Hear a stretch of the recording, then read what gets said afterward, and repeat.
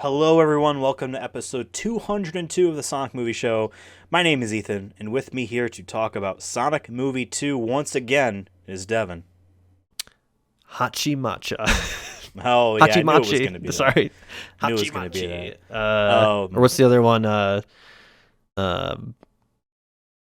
He kept saying no a lot, Oh, which yep, he yep, once he nailed pointed it. that out, I'm like, that is true. Sonic does say no. Well, as soon as he said a Jew in New Jersey, I'm like, yeah, Sonic now. I now cannot think of Sonic not sounding like a person. Like, he sounds like a person, like a specific type of person now. There was You one know? part where he switched like quickly to the Sonic voice, and like you always forget. It's easy to like forget about that they all have their voice actors, the professionals, but it is kind of cool in real time to be like to see the differences in his voice, like because obviously there's parts of him that are in Sonic for sure. I think every voice actor does that to a degree. But it is funny to kind of hear him. He went up like another octave and was just talking more brightly when he switches to Sonic. But hearing it in real time was definitely fascinating. Yeah. I guess if you're clicking on this and you're like, "What the hell are they talking about?" I thought this is going to be a movie review. I mean, it is, but just not in the way maybe you'd think. That's right. We watched for the fourth time now. I think this is our fourth time. Fourth. Yeah. Sonic the Hedgehog 2, because we watched it the year it came out in 2022. Then we watched it the year after. Last year, like, a year how later. does it hold up? It's a year later. What would we think? And we threw out some Sonic 3 predictions in there as well. Now for our fourth review, we are doing what we did on our fourth review of Sonic Movie 1, which is a director's commentary watch and discussion. So we watched the film with the director's commentary on, which features Jeff Fowler, the director, and Ben Schwartz, the voice of Sonic the Hedgehog in the films. Which was the same as the first one. Yes, by the way, exactly. we They even did called back to it. We did watch the director's commentary for the first one as well. We were loosely following the same pattern. I shouldn't say loosely. We are following the same pattern. To a T. To a T. And it was kind of funny.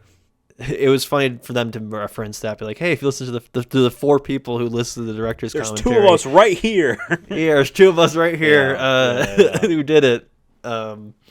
We're back. We watched it. I don't remember how the first one went in terms of audio mixing, but I did not hear the actual movie at all in terms of when people are talking. I think except for a couple most directors. points.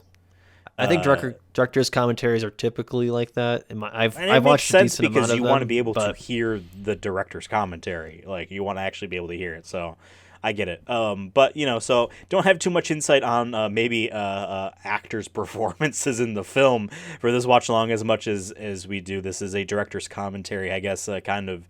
Not review, but we watched the movie the fourth time with the director's commentary on, and we'd like to talk about it, type of thing. yeah. There's actually some interesting things that were said in there. I would like to know kind of like one thing in particular, like, I was surprised that they were going to talk about it. We also, by the way, watched all the deleted scenes for the film as well, because they mentioned I actually, them in there. while I was there, I didn't text you this, but I did watch the 2-minute bloopers, which was mostly just a compilation of people messing up or doing dances. It wasn't anything like, I don't think there's anything like in it that I was like, oh my God, wow, like that happened. I feel like blooper reels aren't what they used to be. Maybe, but I was also a kid last time I saw them, so. Wasn't there... Didn't animated movies do bloopers back in the day, and it'd be like the actual character, like they would animate the characters? Bugs Trek, Life, I think, did that. A Bug's Life, I know for a fact, just made up, where they animated, like, Woody appeared because he was operating the clapper in A Bug's Life. It's like, stop it. I cracked up as a kid watching them. I'm like, whoa, I don't understand how this works. I know this is a movie that people made, and it's not real, but why is Woody here? That's like your first. It's their first time like encountering a fourth wall, like break a little bit. Like you're like, that's oh wait, a little bit different than I think with Shrek, where I feel like there was a blooper in the audio booth, and they decided to animate that. But this was like, why is Woody here? I don't get it. I don't understand. Why is he here? Especially knowing how Pixar was like not in good shape crunch wise during that era of its existence. Be like, you're gonna make some blooper. You're gonna spend hours. I've been working 80 hours. I know, I'm like, we're we're gonna work another 5. We need to see Woody smile in the camera, Bob. Anyway, I didn't watch those bloopers. Yes, we watched the deleted scenes after the commentary as well. I want to know, one thing that we were like, oh, I didn't expect them to really talk about it. I will say this because I'm so dang curious now to know what it would have been, because there's a couple semi-infuriating things where it's like, hey, you brought up something and then you say, oh, I can't really talk about it. So why did you bring it up? One of those is in the scene where Sonic is home alone, and then Robotnik and Knuckles comes and they talk. Jeff Fowler states that in the original kind of idea, he was going to be watching a video game movie and commenting about how they don't really work, and you can't make a movie about a video game, and they weren't able to get the okay to do that. And I want to know what the movie was, and my theory is because it's 2022, and he said specifically the kind of joke was that it was a successful video game movie.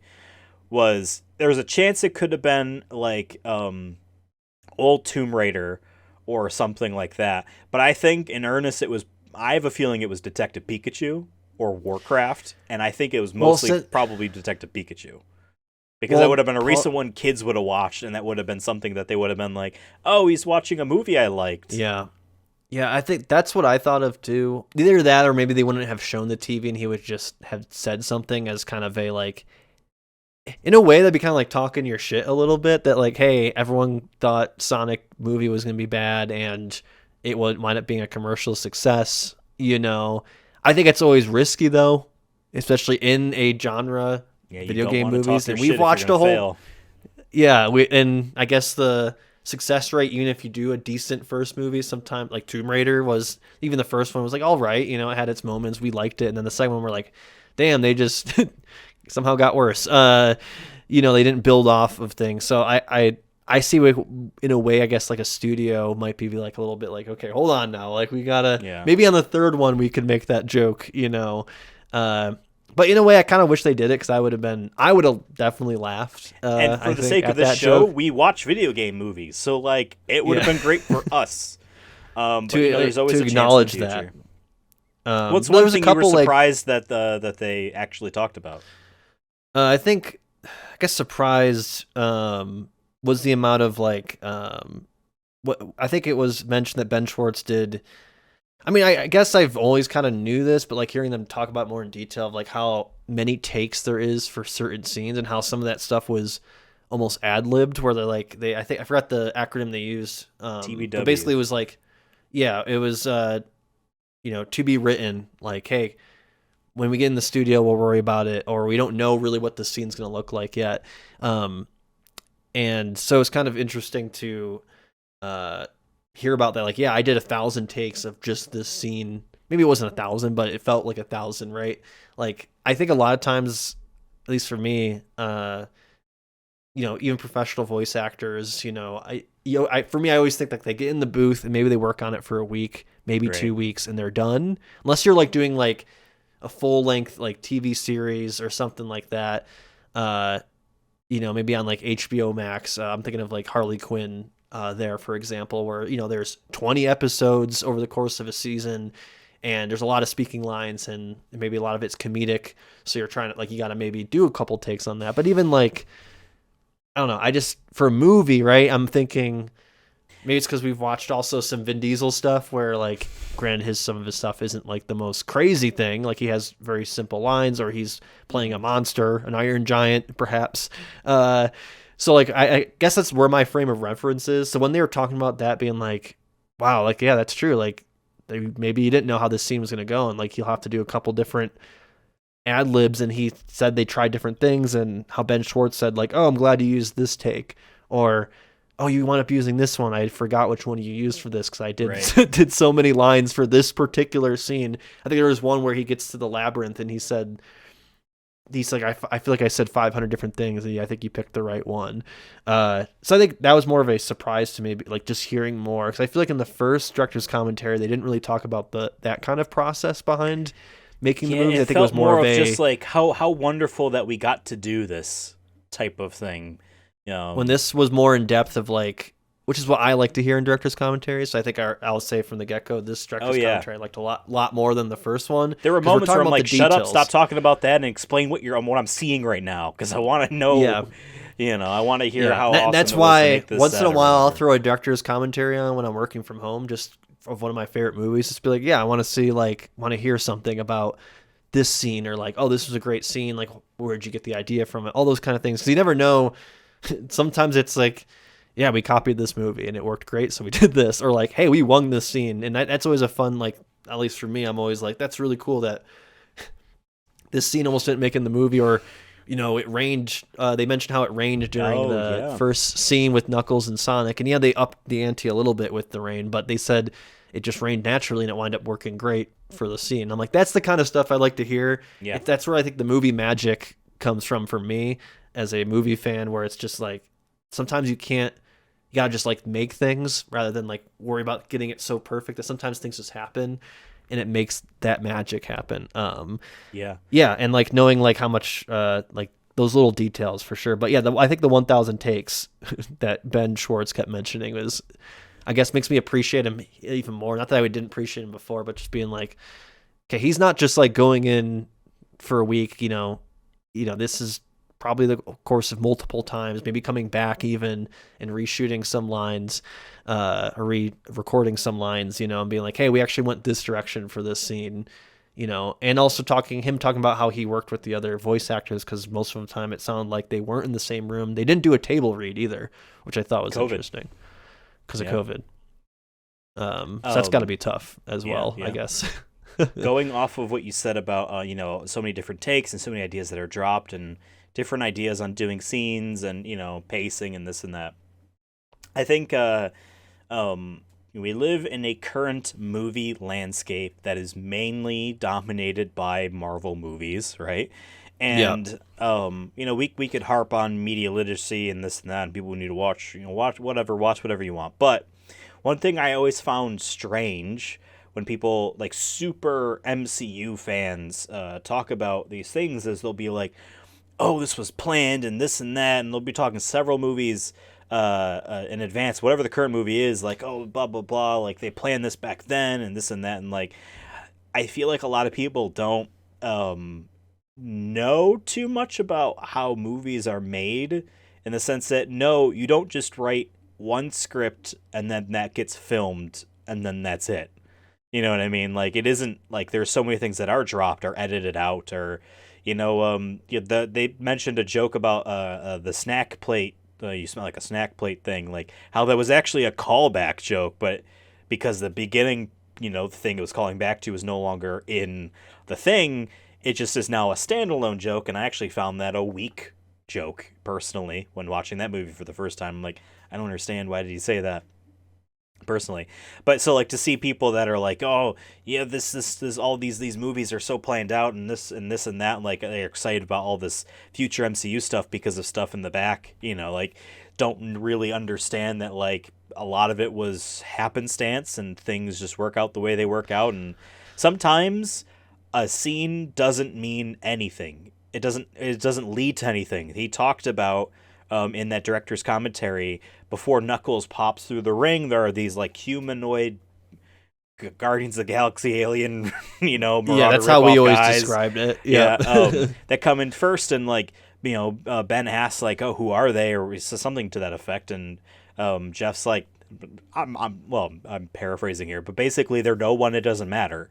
They're scavengers of space like who from somewhere. cares It doesn't type of matter. thing. It But doesn't. like Yeah.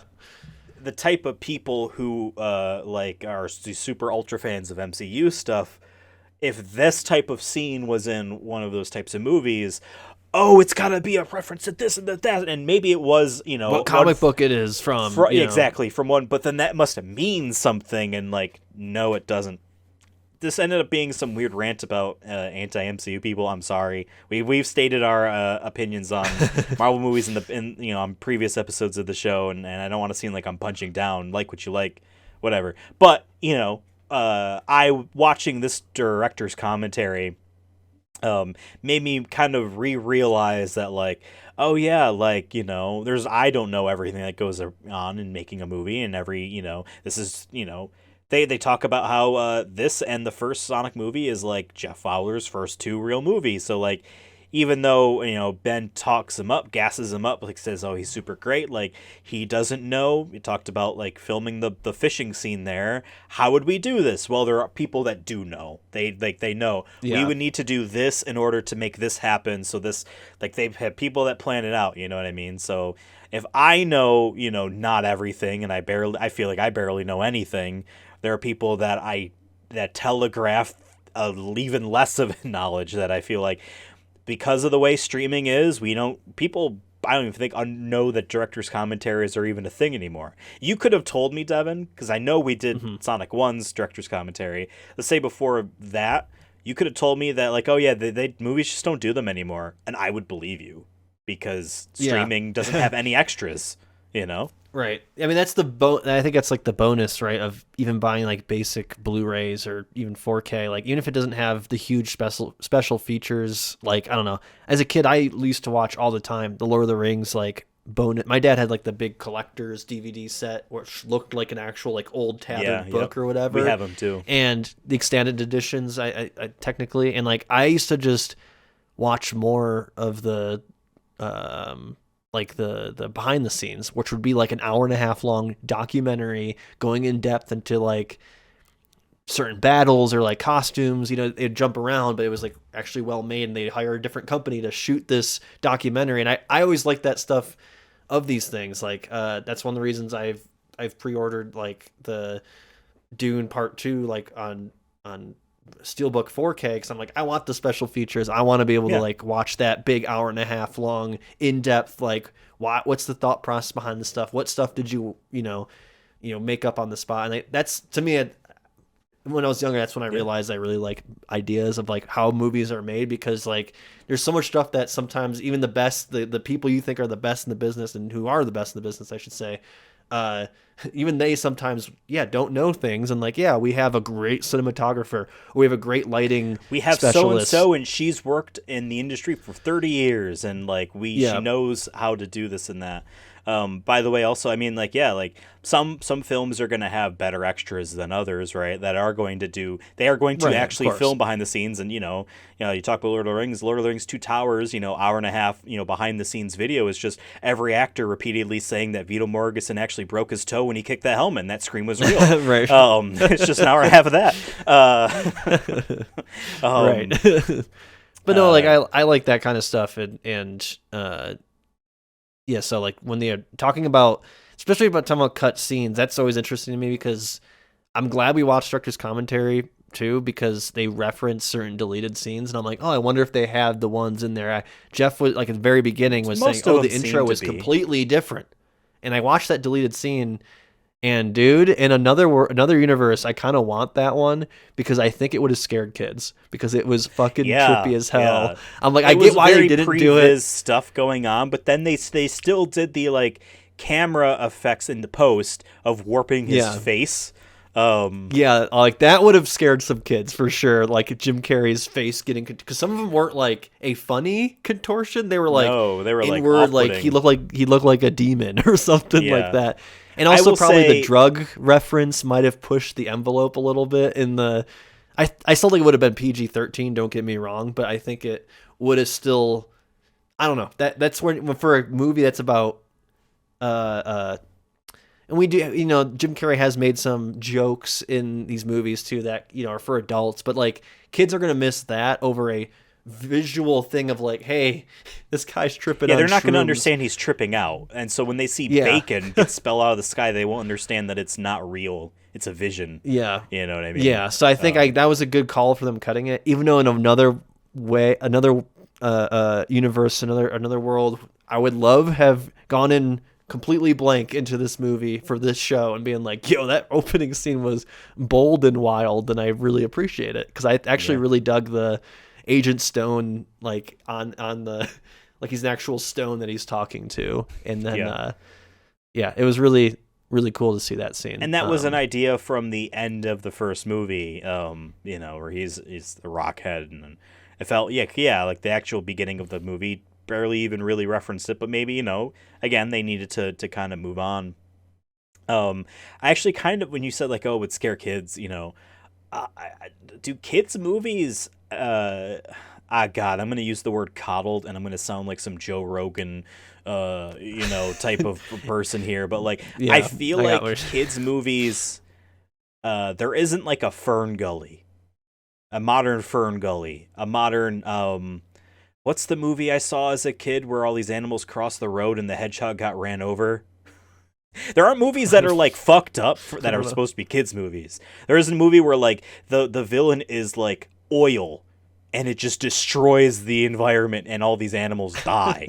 You know what I mean? Like I feel like kids. Well, for movies me, don't there really was do that in Godzilla, but I was an outlier, I know, in that regard. But no, yeah, I don't know. It's. I mean, we're not parents, so maybe we're wrong on that. Like, I don't know. If I brought my kid to this movie, I would be like, whatever, it's funny. And if they ask questions Can I about it, say I try my best something to that's explain gonna it. get me in trouble? Can I say something that's gonna Oh, get me in trouble? folks, get ready to cancel. Get ready to cancel. Just Let's get hear ready it. to cancel me. I have no children, so this is gonna make it even better. Whenever I hear, it's usually a parent say like, well, parents know what's best for their kids. No, they don't. I'm just gonna say that out there. I don't know if I agree. And the way you're doing your thing with your kid, you do not know what's best for your kid. Just because, like, it's just a statement that's always thrown around. Like every parent knows what's best for kids. No, I Throwing think that out the there. way No. of which you're combating it, I think, is used in a like anti-education sense, but in a terms of Don't like, go a to general school. sense- yeah, in terms of general sense, I think parents. Well, I mean, know their first kids off, there's best, guys but- like, oh, I don't need to vaccinate my children. Like, there's those types of people that or use it's that just excuse. like it's usually tied to like sex education or something. Is usually where that I feel like that statement is. Speaking of used that, to I saw a oblivion, Twitter but- account where the person's name was Scarlett Johansson, but it wasn't her, doing a "let kids be kids" and the shield is keeping the rainbow off of this parent reading a Stop. child, and like all these people are like, "I hope you're fuck your Black Widow," and I'm like, this is a different woman. This isn't her. It's just named Scarlett Johansson. People can be named other things. Granted, I don't know. Real Scarlett Johansson could be one of these people too. But At real Scarlett Johansson said no, and it wasn't. The username was something nonsense, but like the actual display name. Yeah. Was, we're like, all right, why don't you click the woman? Granted, she's a white woman, but like you can still click and see that that's not the same white woman. That's too hard, Ethan. That's too hard. It is too hard. It is too hard. Anyway, that's my hot take. I have no children, and I don't think I ever will because I don't know if I want to. I can't afford it. Jeff Fowler has kids. No. James Marsden has kids, and that was brought up, that he has kids. Yes. And so when he needs to parent Sonic on the boat, he used his real-life experience, and I'm bringing it back to the hot take. That's not advice you earn as a parent. Anyone can give you that advice. But no. Well, Oprah actually gave that advice. Okay. That's So the when we were real joke. talking about some jokes and maybe it didn't land or whatever, like they said, they used 20 different celebrities and that was the one that landed the best. Like they didn't land at all for me. It was we- fine. I mean, We just didn't think it worked. but it wasn't. Yeah. I'm curious what the other 20 were. Yeah. To rattle them all off. Um, But then they rattle off. It'd be funny if it was like, all right, we have 20 different celebrities. Okay, we were going to use this one, but they just got canceled. Okay, this one's a pedophile. Okay, this one said the N-word. All right, we got Oprah. Let's go safe with Oprah. Right. That'd be funny. By the way, going back to the opening scene before we move on from it, he did mention that Blur Studio did a lot of the animation Right. for it, and I thought that was a cool thing considering, we know Blur Studio. Jeff Fowler used to work there. That's kind of where he got started with animation before getting into movies. And it's just, I don't know, it's cool to see that like he got his, the people he used to work with to come help do another Sonic thing. And he storyboarded the whole thing, he said. So yeah, it's awesome. They even shouted out the Shadow the Hedgehog video game, which is his first project at Blur. that was kind of, and it's crazy. 'cause 2 episodes ago, we talked all about that we video just game. talked about that. Yeah. And we it was- knew it that was going into definitely that a full- episode, but still. Definitely a full circle moment. I guess going to the voices and doing takes again, they talked about Idris Elba, like how they found his voice. That was funny that like they mentioned like they needed to make him less British. Yeah. Yep, true. Well, then I'm gonna be also a they little mean mentioned here. This is just the theme for Idris Elba. sometimes relaxes into an accent that is neither his American accent that he pops into and his normal British accent. I've seen some Idris stuff where like it's somewhat in between, and he was going for American before and went out. So it's actually, I think, great that like they settled on like a not normal human accent. Like they went for something specific for this cartoon character that like he sounds like his Knuckles the entire movie. Um, but Yeah. also, you know what? I'm gonna throw this out there too. You can just have Idris be British in a movie. It's okay. His British accent is actually very nice. He can just do that in movies. I think they made a good point though that like British makes you sound more sophisticated, at least to American audiences. So I think it would have been, at least not, obviously, I don't think they were going to make him British in this. If Knuckles is British, though, I would love a cut of that. Well, if Sonic's from New Jersey. Yeah, and have him be British. But what else was I going to say? You talked about Home Alone earlier, and they mentioned Home Alone quite a few times. And now that I've rewatched it and rewatched Home Alone, because this past Christmas, because I haven't watched it. I want to say I haven't watched it but like in its entirety before last Christmas, but I'm not entirely sure if that's true. I might have watched it when I was a kid, and I just don't remember most of it, because most of it seemed familiar to me, but there was, obviously it was now however long later, but rewatching that and some of the practical humor in this movie, especially when like it came to the ice cream like flying off, or the kind of practical effects they use. I don't know how to describe it, but after they said Home Alone, I see it through that lens. Like it just clicked where I'm like, this type of practical humor, like the ice cream to the truck rolling forward towards the kid, like those kind of set pieces. Like now that they said, like, talk about Home Alone, I'm like, this feels like a Home Alone bit. I don't mean that in a bad way. It just I'm like, I feel like you could have thrown this in the Home Alone movie at some point. It would have worked. You know what I mean? I don't know. Like when he said that, I'm just like, I can see the inspiration behind that. I guess Home Alone to me is like the peak of 90s kind of like family comedy movies, right? You know what I mean? Like when people think of that era, I think Home Alone's going to be up there in that list in terms of like, like the practical effects, or like the humor could be like, oh, he tripped over the thing, or we left the kid at the airport, those kind of like goofy plot points. I hope that makes sense, but like when you see it, and if you ever, folks who haven't rewatched the movie in a minute, like rewatch Sonic 2 with like the lens of Home Alone, and I think you'll see that, like not in every scene, because obviously there's animated characters and whatnot, but like specifically when it comes to like the scenes with like that opening scene, or any scenes with Wachowski and like the other people, I feel like that, like the whole scene with Maddie and stuff, like during the wedding and everything, I feel like that was kind of Home Alone-y, I guess is how I'm Yeah, because Home Alone itself almost felt like a weird made-for-TV film on a huge budget. Yeah, if that makes sense. Yeah, and so did the entire wedding stuff feel like a Disney Channel original movie with a huge budget that has the fortune of lots and lots and lots of takes if need be. You know what I mean? And I don't necessarily mean that as a bad thing, because no, me neither.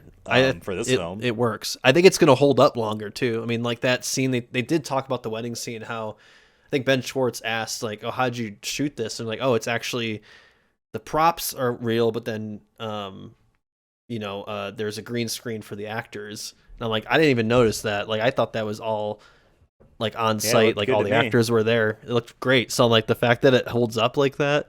And I mean, like, I'm assuming here, but maybe I'm wrong, because the point where he said that was when the sister-in-law Rachel Rachel drifts the golf cart, and kind of explodes as she kind of steps off of it and walks away. I'm just gonna assume it would make sense, just to keep lighting insanely consistent.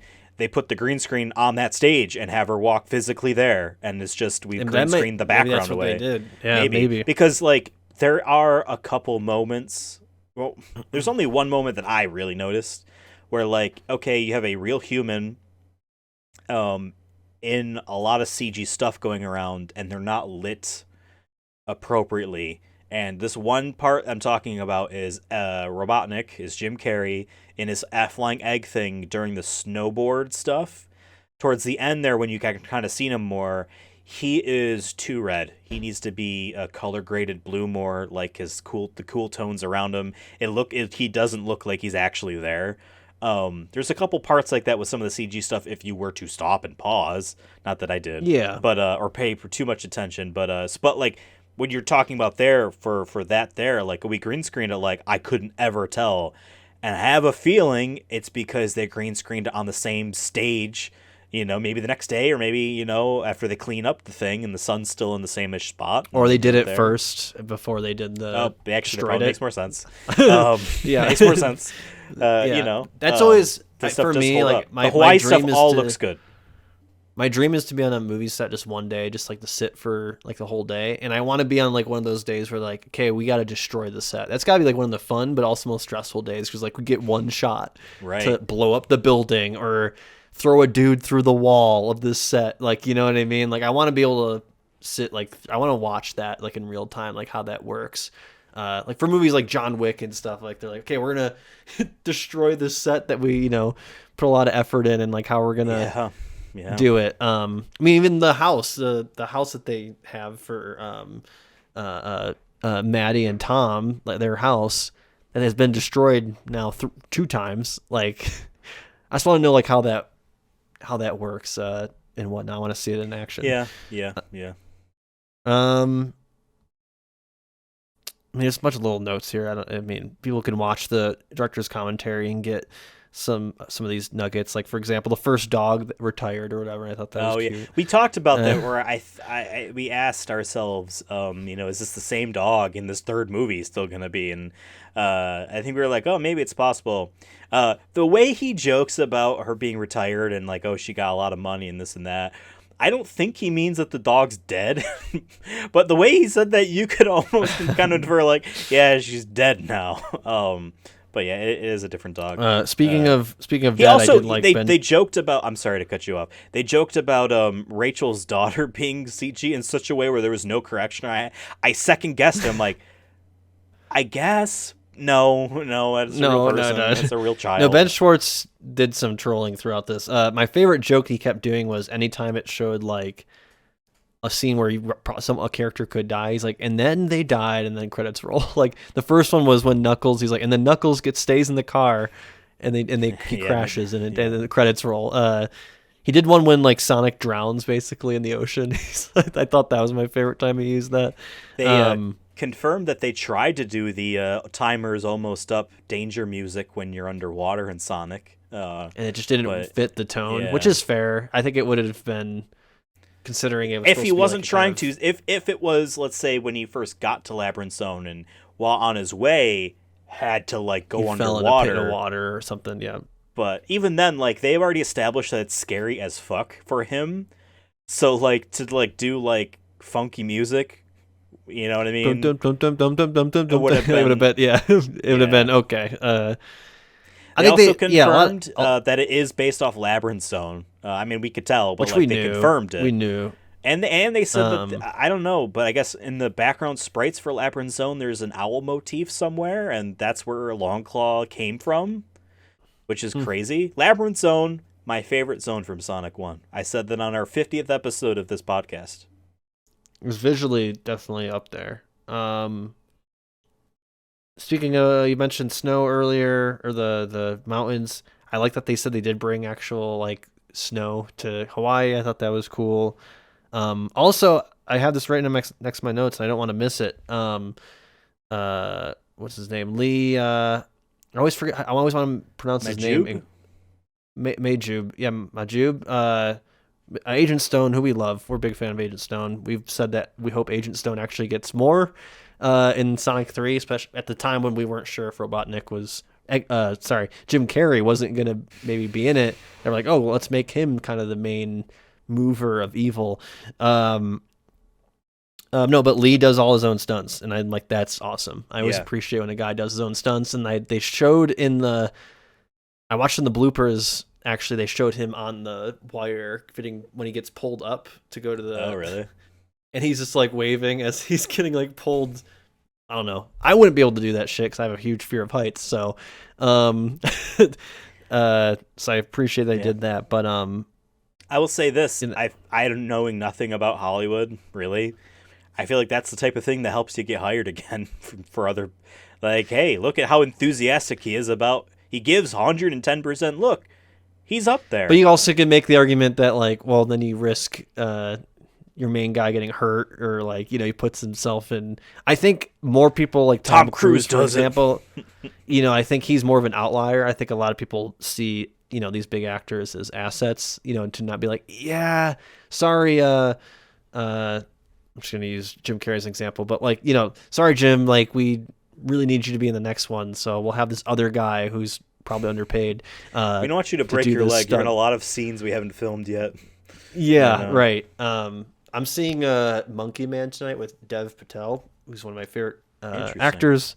He was in The Green Knight, and this is his first like movie he's directed and whatnot. And then Jordan Peele, basically the movie was supposed to go just to Netflix, and Jordan Peele said, no, this is your first movie, I'm gonna make sure you get it on the big screen. So he like was an executive producer on it, so I'm gonna go see it. But nice. they said he busted his hand in like the first scene, and they thought like the whole shoot was fucking over, like the whole movie was over. But he wound up getting like a screwed like put in his hand so that he could keep going. But I guess he got his ass kicked in this film, but this is his first movie, and I'm really excited to see it tonight. But we were just talking about that, so I wanted to bring it up. But like, I think there's a reason why they're like, yeah, let's not throw our dude who's gonna have the most FaceTime. Let's do a car scene where the Let's car do it to flips Sonic five a times. lot. He's not real. Yeah.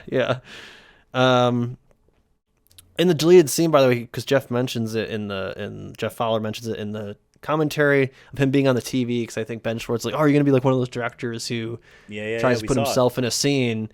And it was cool to see that scene. I actually liked that scene. I kind of wish maybe it was in it, maybe not as long, but like found a way to get that scene in the movie. That deleted scene with them on the TV, I think, would have been.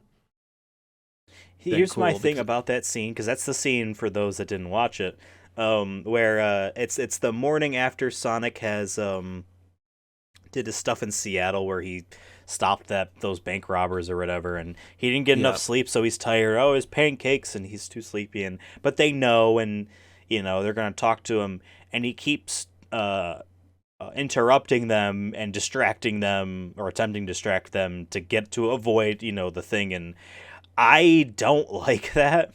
I feel like the way it's cut for the movie is a lot better, where they just cut from just the fishing trip. And I mean, and seeing the final product, I get why they cut it. I just, for me, I'm like, I kind of wish I want more of those kind of like scenes where the three of them are together. We didn't really get too many, so I kind of, especially if the movie me, has that like oh, we're gonna die as a family type thing at the end. Like, I obviously did not buy it, but having more, but I mean, they even talk about how there was a scene that was planned where Tails and Robotnik would fight a little bit in the ice cavern, because hey, some characters aren't necessarily interacting ever with other characters in a lot of your favorite movies. If you think about your Avengers films, like, some of these people have even seen some of these other characters. You know what I mean? Like, so trying to make some of the more Avengers, I don't even cohesive, think even saw Thanos. Period. right. I just heard that he was here, and then like all of a sudden my friends are dead. So it's like, yeah. Right. That's a good point. I don't know. I feel like maybe they could have fit it in some way, but I totally get with how maybe the shoot went and whatever. They're like, you know what? We can just jump right to the boat, and it works, right? It works fine. Yeah. And for me, it's just like I get what. This is why I think it'd be directors, I think, get paid the big bucks to a degree too, is because they have to make those hard decisions where like, man, we spent this for a time. week. We've spent a week on this scene, and it was it was so good, but it just doesn't fit in the total picture. Maybe it's the jump isn't there, or like there's one scene where Tom and Maddie are talking about right before they're like getting ready to go to Hawaii, and like I'm like, okay, I see why they cut it. It just like just the dialogue Yeah, wasn't really needed. It unnecessary. didn't, Yeah. you know. So like I could see those, but like this one, I can see how this might have been a tougher cut for sure. Because I'm like, man, maybe you could make We something out of we this. sent Kevin to buy 500 roses, to and film we this didn't scene. even and use Yeah, it. Um, yeah, and too, like uh, these actors remember all the scenes that they filmed. They might not even see the movie that's the result of it. So when when they're in their press tour interviews and their red carpets and, oh my god, you like being in the movie? Oh, I loved being in the movie. It was such a blast. And they're thinking often sometimes about stuff that we're never gonna see. You know what I mean? Because it was filmed and scrapped. yeah. I mean, there's some movies where they're like, oh, this guy was supposed to make a cameo and it never happened. And like, I Yeah. remember, I think it was Godzilla 2014, like the original Godzilla suit actor who was in his like 80s, late 80s, Hmm. really old, was supposed to be like in it as a quick cameo of like he's like a dude at a desk or something, and they wind up cutting it, and I'm like, and then I think he died like 2 years later, and I'm like, Oh, that dude, sucks. I'm like, that's got to be a tough cut, like he's the Godzilla that ever like that started the whole thing, and it's like, damn, that sucks, but. Yeah, I mean that's Yeah. why they get this is why it's tough. I think there was a scene they said where Wade I think gets to the shop early and like that was extended. Yep. But like watching these deleted scenes and them talking about it, and even though like you said like we couldn't really like in a way we aren't really rewatching this movie in the traditional sense, but just like them talking about it and as it's kind of going, like I feel like they did a great job. Like I'm like I know we're gonna actually rank it next year as part of our goofy rules that we made for ourselves. Mm-hmm. But currently it's ranked S tier in terms of our general video game movies. And just like even rewatching it with the director's commentary, I'm like, this movie is just the definition of fun. It's a lot of like, fun. It's just, and I think that's what makes it stand out the most out of everything. Like, yeah, we wish like the video game music was in it. And they did talk about how they wanted to like fit it more, and they just didn't work. I still say I think we're both on the same page of this, where like we both challenge them to be like, you find a way to make it work. If you ever get a different music composer to like, I think it's possible. Maybe not all the time, you know what I mean? But I think there's ways to, hey, take this melody and make it longer. Instead of it happening in 5 seconds, it needs to happen over 15 seconds during a battle. And like, it's subtle, but it still, pulls from the original Yeah, and I themes. mean, every movie you learn from the last one, right? I expect Sonic 3 to be better than this movie in the Yeah. areas we just talked about because, they did learn, that type of stuff. Just real quick before we move on, we were talking about, Godzilla suit actors. And there's another suit actor in a sense, but the guy, I forget his name, who actually does the line reads for Sonic and Knuckles on set for all the other actors was in the Scott, movie. Scott, Scott, that was his name. Scott Patey, Patey. Sorry if I Yeah. mispronounced the last name. But yeah, he was the armored truck security guard, but he reads all the lines for like Yeah. Jim Carrey And you know for what? Knuckles The and way Sonic. Yeah. he played that character, it feels like he's also being Sonic in that scene and like the type of weird jokingness. I found that interesting. Yeah, like shout outs, that's awesome. And like, Jeff specifically throughout this commentary a few times talked about like, hey, we're trying to keep this in the family. Yeah. Making sure like, hey, the wedding thing really helps to get some of these Sonic movie 1 human characters in the movie, and that's great. Like they did that for that reason. It felt like Yeah. based off how they talked about it in the commentary, and we said this on previous episodes. We have zero doubt in hell the same human actors are also going to be in Sonic 3. The same At least Tom Wachowski and Maddie Wachowski, James Marsden and Tika Sumpter. 100. I mean, probably gonna get a trailer by the way soon. I mean, it could honestly be this week for all we know. By the time this episode comes up, so you never know when we might do something for that. We'll figure it out when it comes. But yeah, I mean, I have a feeling they're definitely be involved. I mean, you'll probably even get Commander Walters back, right? You know, Never knew Tom his name. Butler's character. He's the Olive Garden guy. Commando. Also, Yeah, wow, they threw that out there. That was not an product placement in that first movie. The Olive Garden, it was not we product thought placement. for sure it was. Because it crazy wasn't. it Because it wasn't. was a callback. Because there was the gift card at the end, but there was also the only app on Tom's phone is the Olive Garden. Because when you're here, your family. We thought that was brilliant product placement because it actually was awesome.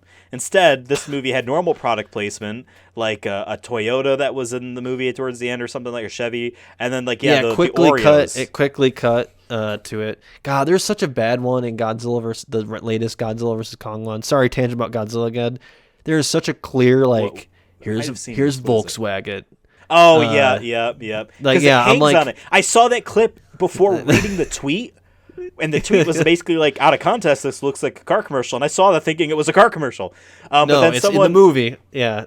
Someone quote tweeted from a Transformers movie where Mark Wahlberg gets out of a Transformer car, smashes into this Bud Light truck, and he gets out of it. And there's he looks around the ground. There's all these beautiful Bud Light bottles, like the like they're like a fully painted. It's not like a beer bottle, like it's not clear. And he picks one up and smashes it and drinks it and like that's Michael Bay. Talk about explosions and that's a man that would rebuild the set to blow it up again.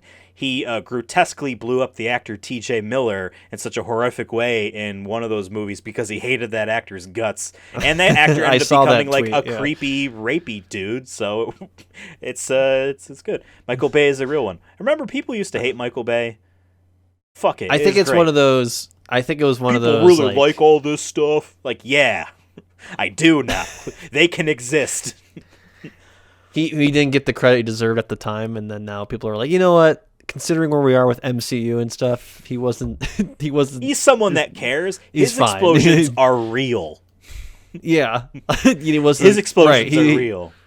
Was it over the top? Maybe sometimes, sure, but he did the. At least he hired pyrotechnics to do it right. You know what I mean? So. You know what else? This is a callback to episodes ago of the show.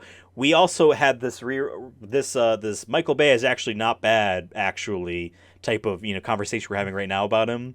Dozens of episodes ago, I don't know if it was the Postal Review or episodes after where we found out, Michael Bay called Uwe Boll out like crazy and called him a bad director. Yeah. And this and that. We're like, yeah, that's right. I never hated you, Michael Bay. You're awesome.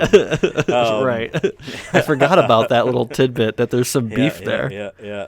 That's right. That's right. Because it was like, I will punch this motherfucker in the face, or I'll kick his ass. So, it was like kind of like very. It was actually a pretty threatening quote. It was actually kind of crazy. It was awesome. Usually there's like nicer ways of being like, he isn't my favorite work, or something like that's a way of, I guess, like shitting on someone in your field. This guy. Yeah, he's just like, I will beat him up. Well, what else did they talk about in this director's commentary? The last thing I want to talk about really for me was the fact that they called Colleen O'Shaughnessy. Did I say that right? I always second guess because when people have more than two syllables in their name. It's O'Shaughnessy. O'Shaughnessy, okay. Yeah. Who is the voice actress for Tails and all the cartoons that you probably have heard? At least Sonic Boom. I don't know how. Yeah. But still, yeah. She does, and she does all the Twitter. Tails. She does all the Twitter when they do the Twitter Sonic. Great.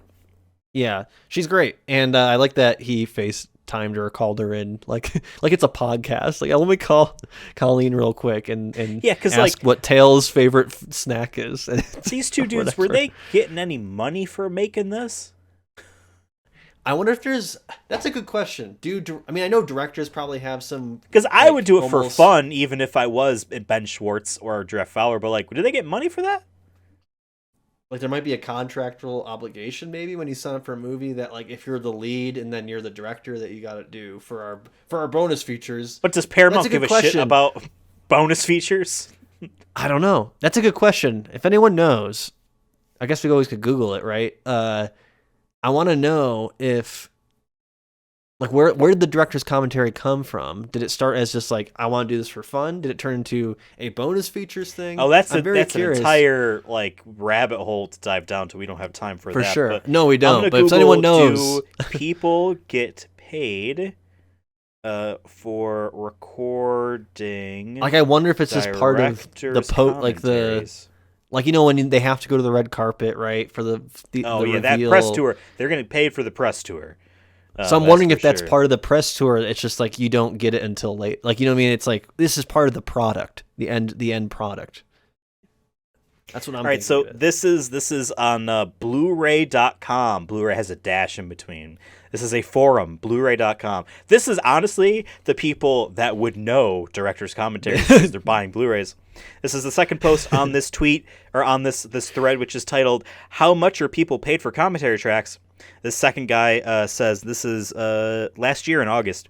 He says, depend on what is negotiated. The only publicly released information was Arnold Schwarzenegger being paid $75,000 to do the Total Recall commentary, which I've seen clips of that. And he's very funny because he's just like, and in this scene, I say this, but it's a joke because of this. He's just so flat. It's funny. And he's excited because he got paid $750,000 to talk about the movie. Richard Donner, $75,000. We talk about the show. I know we do that for free. We watched every Vin Diesel movie. I'm wearing his fucking hoodie. Richard Donner participated in the Lethal Weapon commentaries and interviews in exchange for Warner Brothers, only including his theatrical cuts on the Blu-ray. Paramount chased after Robert Redford for a commentary on Ordinary People, but Redford's schedule was just not open enough. I'm sure historians and scholars are paid for their participation. But it's likely not a huge sum. Well, yeah, I mean, sure, but like the director and the actor, I mean, like, I don't know. I would be surprised. But Total Recall is a movie from the 80s or 90s. It's not 2022 where like Paramount doesn't give a shit about. Let's rewind the clock here. Audience member, do this for us because we're not going to do this. Go listen to our director's commentary not watch along, but episode for the first Sonic movie. And let us know if we talk about, I think they say that they weren't even sure that they were going to do a director's commentary for Sonic 1. Yeah. I think I remember that. Maybe it's definitely a... And you know what, and I feel like in the first one, too, they made it seem like, you know, if this one does well, so it makes me think they did it pre-movie release for funsies. Yeah, I think it was. And then this one, they're like already talking about the Knuckles show and stuff. So it makes me think at very least it's as the movie's releasing, if not already released and doing well enough. It was like a week after that they announced a guaranteed Knuckles and Sonic 3. Yeah, which they might know that shit, you know, because Ben Schwartz is going to be Sonic, obviously in the how much he'll be in it. I mean, according to IMDb, just one episode. Knuckles. Yeah, that like so he might have already recorded stuff for that. Like, hey, while you're here, we've been kind of working on this. Can you give us 1,000 takes of this just while you're here? And if we have to change anything, we can come back. That's what I imagine it probably would be like. So the fact that he mentioned it in that, like maybe not, but yeah, this is a good question. I wish you know who I can ask. I know someone who actually is in the industry. They aren't like a director necessarily, but they know people in that field. Maybe I'll ask them and be like, hey, how do directors' commentaries work? When and why do they do them? And is there, and then see if they know anything. They might not, but I'll ask and see if I can get any information. All right. I'm excited for the Knuckles show. I forgot the entirety of the trailer, so I don't remember I have what it it was up about over anymore. here. I have Colleen's IMDb up, and it's just the Knuckles trailer right now as her like preview.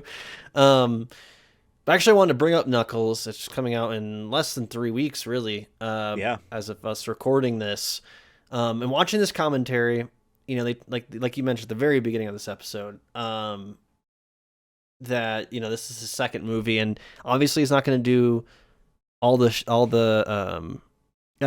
going to be a director on every episode of the Knuckles TV show because they've been working on the third movie, and that's coming out in 8 months, less than that.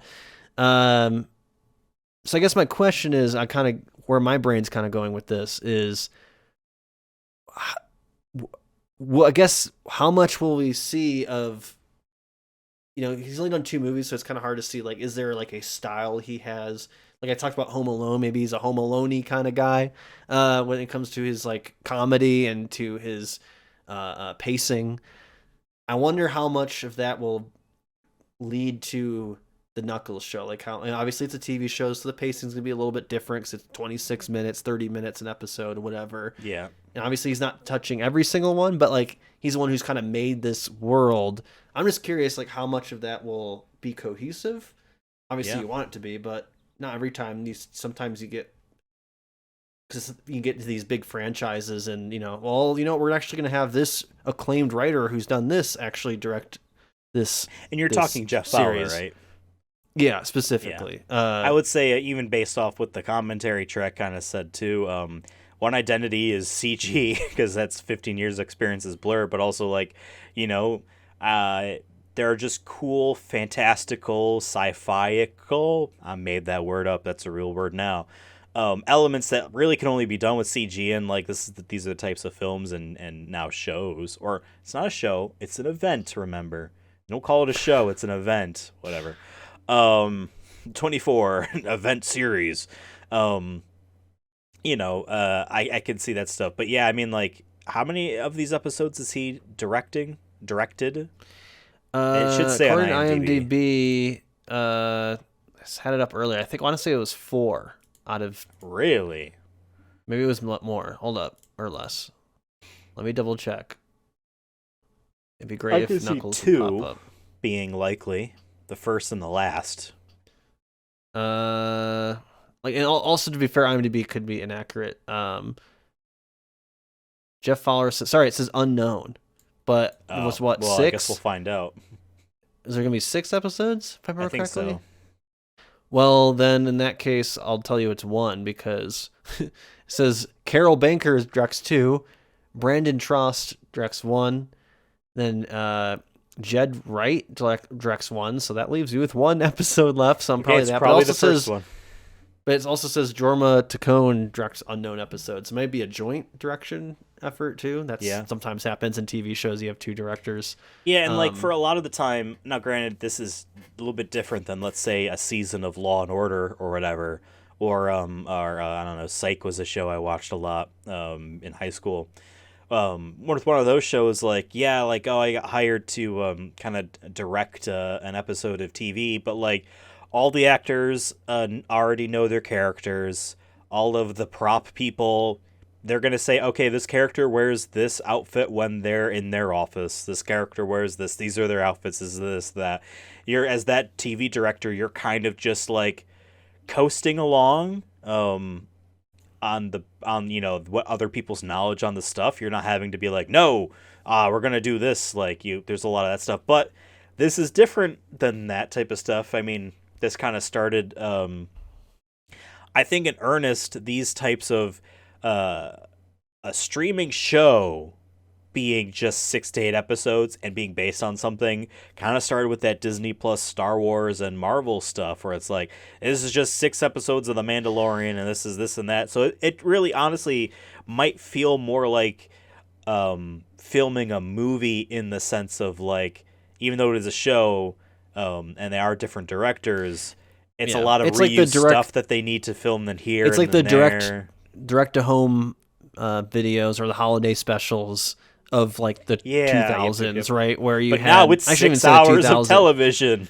Right, yeah. Like, it's like, I mean, I think a good example of this was Hawkeye. We both liked the Hawkeye show, generally speaking, but our main issue was it was like, it took a little bit to get going. We're like, you know what, this should have just been a hour and 45-minute Christmas movie that they put on Disney Plus and called a day. But they need a reason. That if it was the Marvel holiday movie, and it was Hawkeye, it would have been great. But by the way, I did look at, I know we're kind of getting more into Knuckles here, but I think it's good to talk about it considering what we just watched. I think it gives us kind of a behind the scenes look of like what Jeff was thinking when making this movie. And he talked about Knuckles and how, he actually talked about the canon, the lore of Knuckles very briefly, which I thought was funny. But he kind of left it up in the air, even in the director's commentary. And I remember before they showed the Knuckles trailer, we thought maybe it was going to be a pre-Sonic movie 2 kind of stuff going on. We still might get flashbacks Yeah. in this series. We'll see.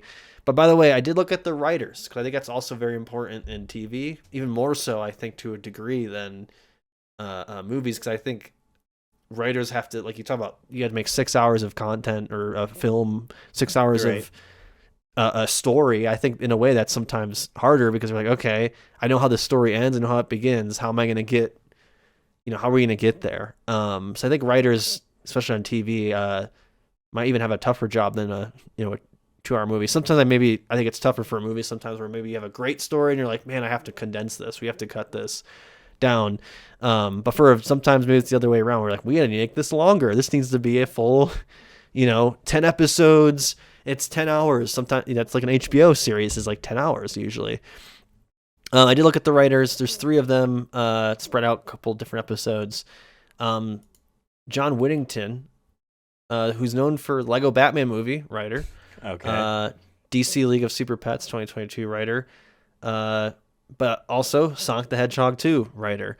So at least there's going to be that continuity there. That's 3 episodes he's doing. Then there's Brian Schachter, who has done who's done a lot of additional crew, but he was on Green Eggs and Ham TV series in 15 episodes, which had great reviews, I guess.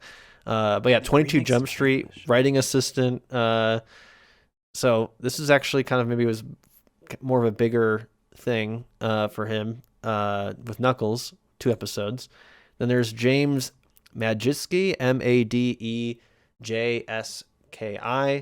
who was an additional crew for Renfield, which I liked. It had its moments. Doolittle, the Robert Downey Jr. post Iron Man first movie. Man. He was the script. He was the script and continuity department.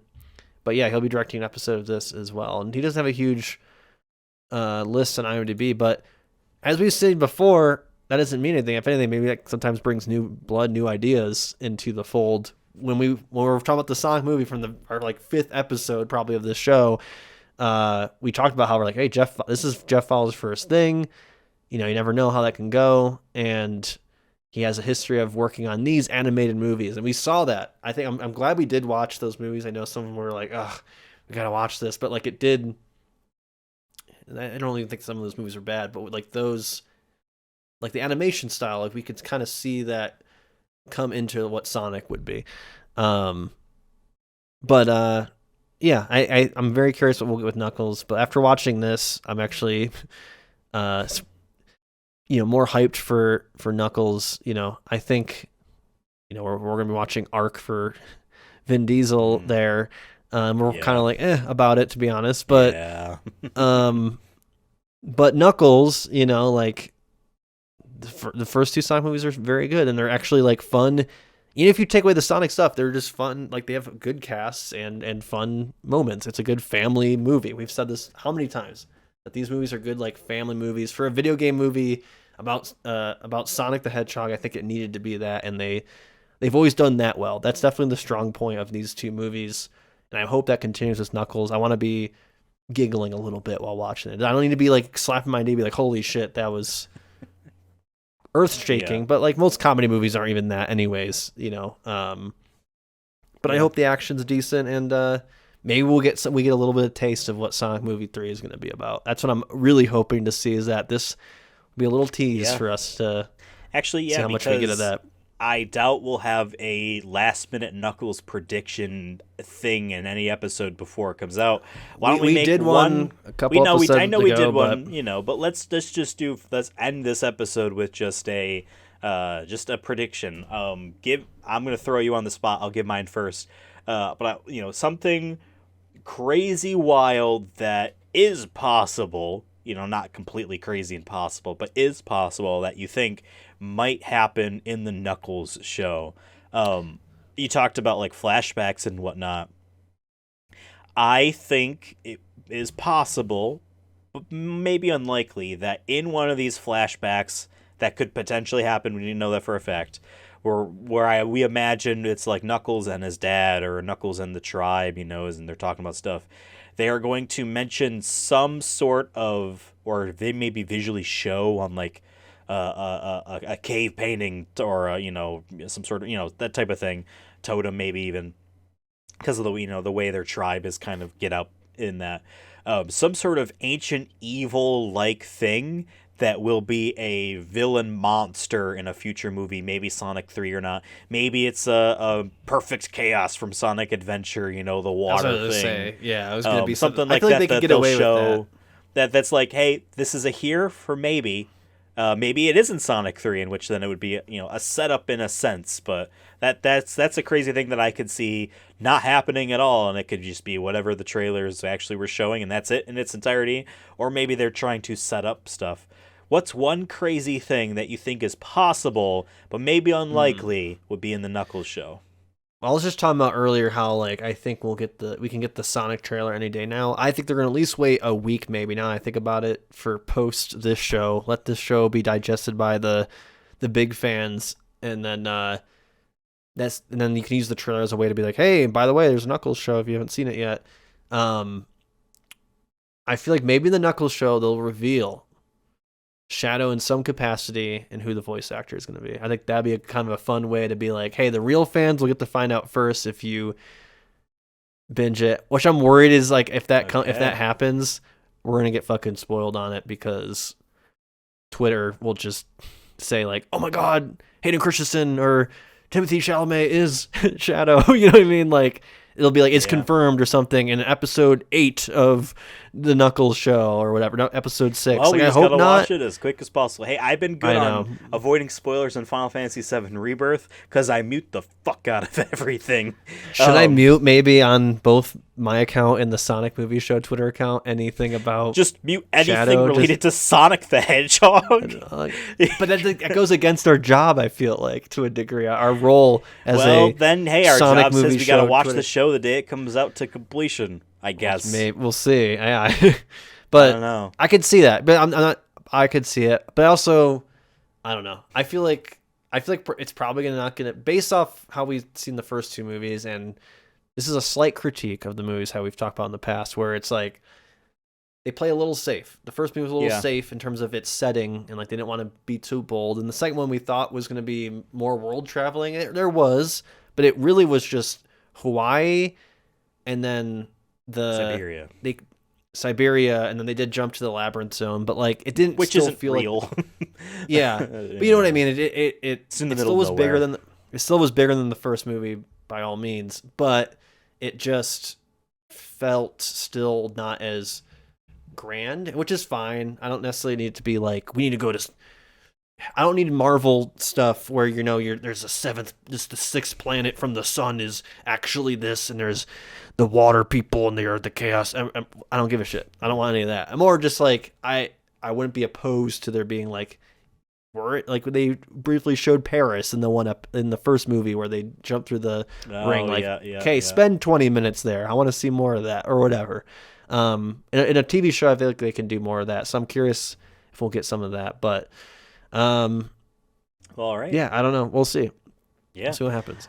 Well, this was a fun episode. We talked a lot about Sonic the Hedgehog 2. It feels great to go to visit it again 1 year later because I don't watch these movies unless we're reviewing it. So I haven't seen. I think it's good then. too that we watched it, right? Like it works out that we coincidentally they have the Knuckles show coming out in less than 3 weeks. So I feel like it's a good way to be like, this is the most recent thing before the linearness of what's supposed to be Knuckles. So linearness of time, how time works.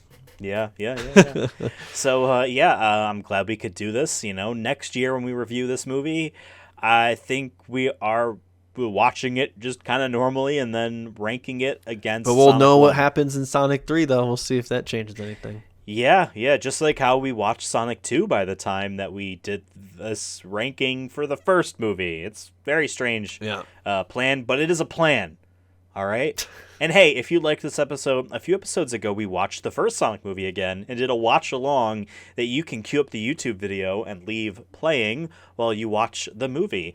It's a great idea, and we will eventually do that with this movie in 2 years' time. Get ready. This is part of our 5-stage plan of our version of the MCU, the Sonic Movie Show Cinematic Universe, the SMSCU. Yeah. Yeah. The SMS, YU YouTube universe. And speaking of YouTube, let us know in the comments below what you thought of this movie. Hopefully you watched the director's commentary because we talked about it, and I feel like you'd be left out of the loop if you didn't watch that before watching this. But let us know what you think about it all. Do you think that, the things we predicted about Sonic TV show Knuckles, is that going to be happening? Is it not? Let's find out together on April 26th when that show comes out. Remember, folks, not only are we on YouTube, but we're also on Spotify, Apple Music, and Audible, Sonic Movie Show, on all those podcast platforms. Deezer and nuts. More. Deezer and Podbean. Pocket Casts Pods. is one of them. Pocket Pods. Weeble Owl, all sorts of ones. But then the main ones, follow us on Twitter, Instagram, TikTok, and Threads at Sonic Movie Show. I'm on Twitter at Ethan Absolutely. Devin is on Twitter at CursonaFun, CursonAFun. Follow us and follow the show mostly, but then also follow us because, it's just I retweet something once in a while, and maybe you'll like it. I don't know. Sometimes show my face, not literally, but like I say something. I usually do a lot of retweets. Ethan does a cute little selfie every month that you just gotta see. It's behind a paywall though. On Twitter. Got an OnlyFans. That's right. He's got a blue check, and he only posted cute selfies behind Apparently the paywall. they're thrusting the blue checks upon celebrities again. I've lost track. It's literally my job to follow social trends, and I keep losing track of what the fuck is going on that site. So whatever. Who cares anymore? Whatever. Hey, he said the bots are going to be eradicated, and now they're 10 times worse. So the automatons won in terms of on Twitter. Yeah, exactly. Well, this has been fun. Thank you, Devin, for joining me. Thank you, Ethan, for joining me. This was a fun episode, and we will see you next week for another episode of either this show or another show. See something. Ya. Something. Something.